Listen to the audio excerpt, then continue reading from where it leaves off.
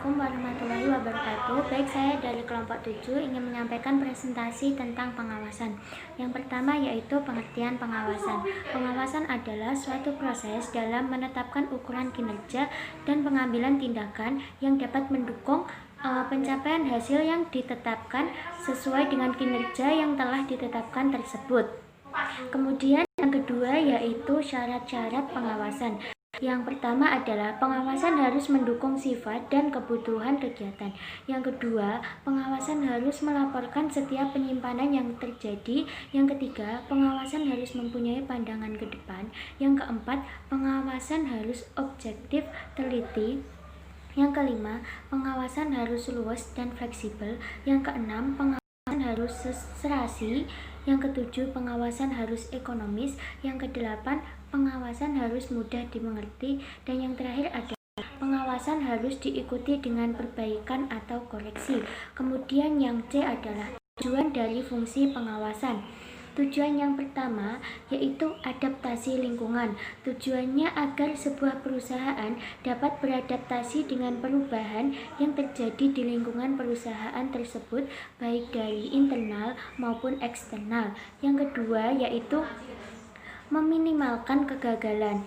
Yang ketiga yaitu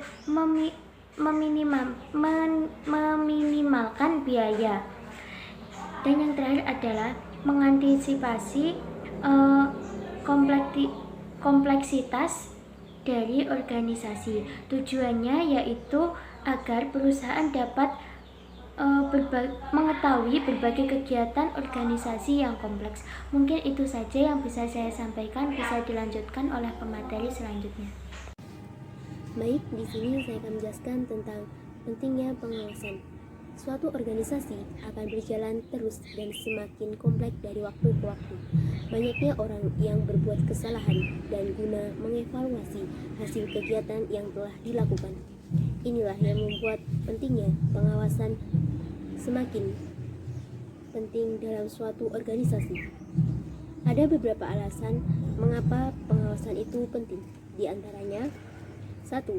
Perubahan lingkungan organisasi. 2. Peningkatan kompleksitas organisasi. 3. Meminimalisasikan tingginya kesalahan-kesalahan. 4. Kebutuhan manajer untuk mendelegasikan wewenang. 5. Komunikasi. Dan yang keenam, menilai informasi dan mengambil tindakan koreksi. Selanjutnya, bentuk-bentuk pengawasan. Bentuk-bentuk pengawasan ada 3. Yang pertama, pengawasan pendahulu. Kedua, pengawasan konkuren. Yang ketiga, pengawasan umpan balik. Selanjutnya, tahap-tahap pengawasan. Yang pertama, tahap penetapan standar. Bentuk standar umum yaitu standar fisik, standar biaya, dan standar waktu. Yang kedua, tahap penentuan pengukuran pelaksanaan kegiatan. Yang ketiga, tahap pengukuran pelaksanaan kegiatan. Proses yang berulang-ulang yaitu berupa pengamatan, laporan, metode, dan pengujian dan sampel. 4. Tahap perbandingan pelaksanaan dengan standar dan analisa penyimpangan. Yang terakhir, tahap pengambilan tindakan koreksi. Sekian presentasi dari saya.